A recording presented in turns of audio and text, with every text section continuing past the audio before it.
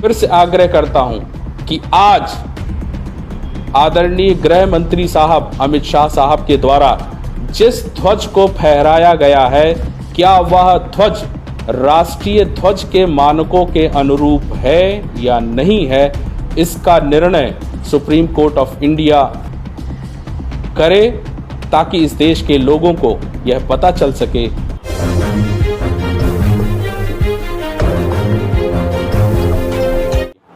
राष्ट्रीय ध्वज में सबसे ऊपर सैफरॉन कलर, सेंटर में वाइट कलर, सबसे नीचे ग्रीन कलर और सेंटर में अशोक चक्र 24 तीलियों के साथ समान दूरी पर है। इसके अलावा इस राष्ट्रीय ध्वज में किसी भी तरह का और कोई रंग नहीं है और ना ही कोई अन्य पैनल इस झंडे पर है।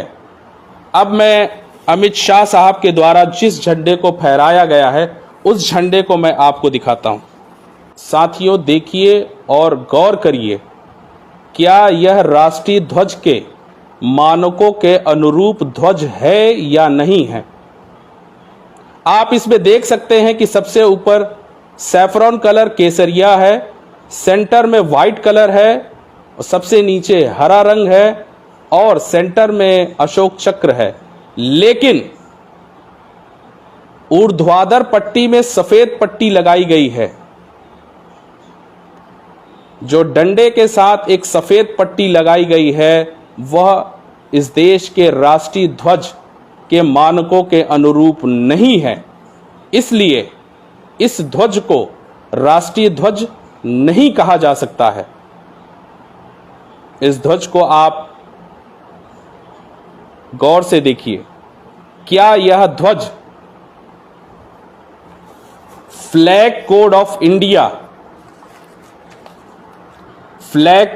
इंडिया के मानकों के अनुरूप है या नहीं, यह आपके सामने है। ऊर्ध्वाधर में जो पट्टी डाली गई है सफेद कलर की, वह इस देश के राष्ट्रीय ध्वज का मानक नहीं है।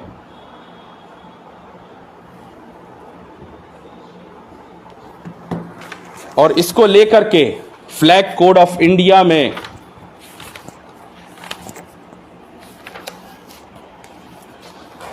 जो नियम और कानून बनाए गए हैं, पार्ट 2 सेक्शन 1 जिसमें 2.1 है। 2.1 क्या कहता है? There shall be no restriction on the display of the national flag by members of general public, private organisations, educational institutions except to the extent provided in the emblems and names Prevention of Improper Use Act 1950. Emblems and Names Prevention of Improper Use Act 1950 के तहत। और दूसरा बिंदु है 2.1 और दूसरा जो कानून है the prevention of insults to national honour act 1971। इस कानून का, इस एक्ट का सेक्शन 2 क्या कहता है? Whoever in any public place or in any other place within public view burns, mutilates, defaces, defiles, defigures, एक शब्द है defigures, destroys, tramples upon or otherwise brings into contempt, whether by words either spoken or written or by acts, the Indian national flag or any part thereof, shall be punished with imprisonment for a term which may extend to 3 years or with fine or with both. Disfigure की बात इसमें कही गई है। Section 2 the prevention of insults to national honour act 1971, इसमें कहा गया है कि राष्ट्रीय ध्वज के साथ अगर उसको डिसफिगर किया जाता है, उसके मानक के अनुसार नहीं है और उसमें किसी और तरह का परिवर्तन किया जाता है जिससे वह राष्ट्रीय ध्वज नहीं रह जाता है, तो मैं ये कहना चाह रहा हूं और मेरा आग्रह भी है कि सुप्रीम कोर्ट ऑफ इंडिया क्या इस राष्ट्रीय ध्वज को, जो मानकों के अनुरूप नहीं है, इस देश का राष्ट्रीय ध्वज मानने के लिए तैयार है?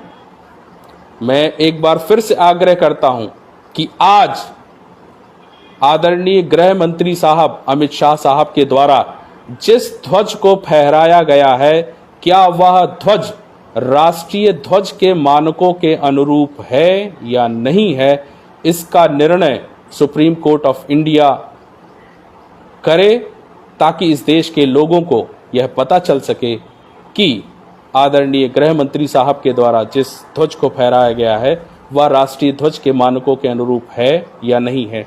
यही महत्वपूर्ण बिंदु आप तक मुझे पहुंचाना था। आप लोगों ने मेरी बात को सुना और इस बात को लेकर के आप जरूर जो है मीडिया में बात करें और अन्य लोगों से चर्चाएं करें कि आदरणीय अमित शाह साहब के द्वारा जिस राष्ट्रीय ध्वज को फहराया गया है, क्या वह इस देश का राष्ट्रीय ध्वज के मानकों के अनुरूप है या नहीं है, क्योंकि वह इस देश के गृह मंत्री हैं। और मुझे लगता है कि सभी को इस देश के राष्ट्रीय ध्वज पर गर्व करना चाहिए और इस देश के राष्ट्रीय ध्वज पर अपना नतमस्तक करना चाहिए। लेकिन मानकों के खिलाफ अगर जाएंगे तो इस देश में जो कानून है, उस कानून के आधार पर जो भी निर्णय होगा वो सभी लोगों को मान्य होना चाहिए। बहुत बहुत शुक्रिया, बहुत बहुत